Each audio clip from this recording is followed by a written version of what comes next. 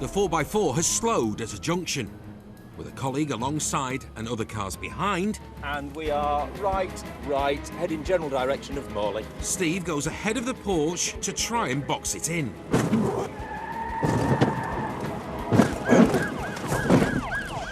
all right? Yeah.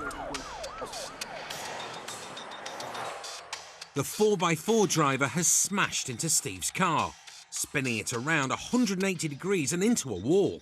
Steve and Harry are unhurt, but their part in the pursuit is over.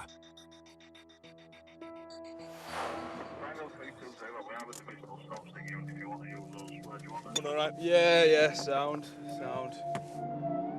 The Porsche driver has taken out 2 police cars. It's clear that he will stop at nothing to escape.